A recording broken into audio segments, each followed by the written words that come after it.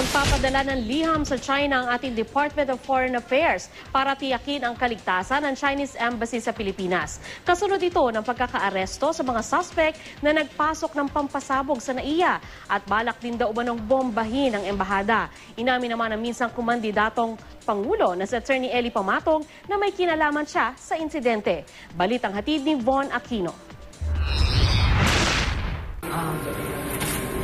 Ulo lang, harap doon, ulo lang. Ang mga naarestong sina Emmanuel San Pedro, Sani Yohanon at Granger Guerrero, miyembro umano ng mga grupong Guardians at Yusafe. Sila ang sinasabing nasa likod ng mga natagpuang improvised incendiary device o IID sa loob ng nakaparadang sasakyan sa NAIA Terminal 3 noong Lunes. Sabi ni AFP Chief of Staff Gregorio Catapang, ang tatlo ay may kaugnayan kay Attorney Ellie Pamatong na nagtangkang tumakbong Pangulo noong 2004 at 2010 pero idineklarang nuisance candidate.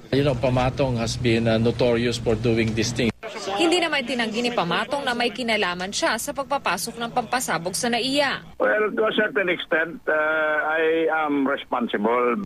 Kasi in-encourage ko yan si Jojot. My instruction was to do everything reasonable to stop Chinese economic domination of the Philippines and dismemberment of the Philippines.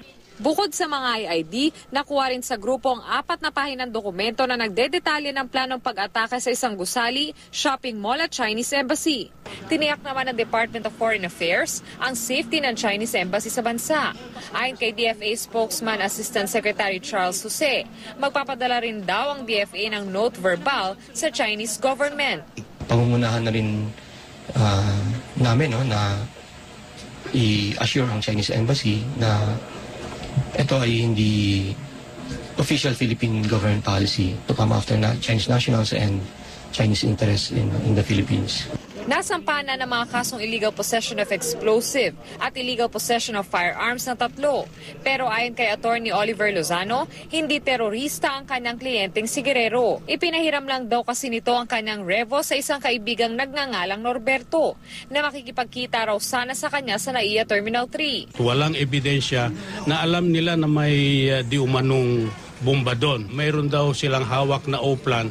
Mayroon din kaming hawak na O-plan na ang acronym ay O-plan term na di umano O-plan para i-extend yung term ni Presidente. Hindi naman credible si Attorney Lozano dahil marami ng past experiences na marami siyang sinasabi na hindi naman makatotohanan.